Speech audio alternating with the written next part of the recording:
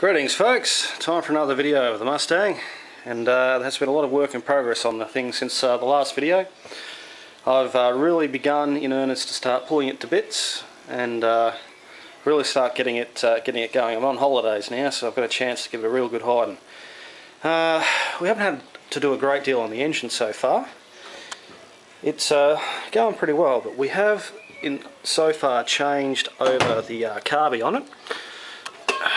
Managed to get hold of a pretty neat one off of eBay. It's a Holly 475, I think it is. It goes nice on the Mustang. We've had it going a couple of times since we've put it back on, but we have been short of battery, but I've only just got hold of a new one just recently. Most of the parts have arrived for it. As you can see, some of the big jobs that we've got to do on it involve a little bit of structural work. We've got a new rear rail to put onto it, and we've also got to replace these vents which live in underneath the cowl. From what I understand, it's typical for Mustangs to rust out in these particular areas, and we've got a couple of new sections just to drop in there. Hopefully it's not going to be too much of a buggerise around to get them on, but we should be right. I have managed to find a couple of good bits and pieces for it. Finding some radios for it have been incredibly difficult. I managed to pick one up from the Bendigo swap meet. It's out of a 67, but it should tidy up and go well on it.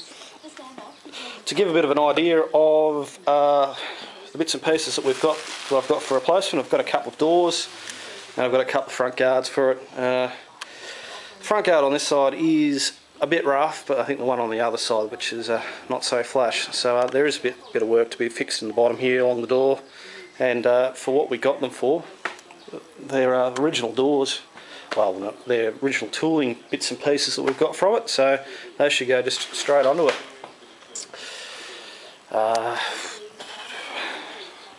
Doing a bit of work on the back here. We've pulled the rear bumper off, which is exposed. Oh, it's a bit grubby, but we'll clean that up, and also into the boot itself. But there's a bit of work to be done here. But for the most part, it's all fixable. We should be able to repair it without too much hassle. The wiring, we will need to do some work there. It's not fantastic, and there is a wee little hole in the back. I've got to fix that up too. Inside, we have done a few things. Began pulling out the interior and all the seats. The floor plans in the Mustang here were replaced before I got hold of it, so that wasn't too bad. And let's give you a shot through at the back.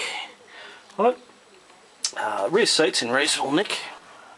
That's just been tidied up a bit, and it should be pretty right.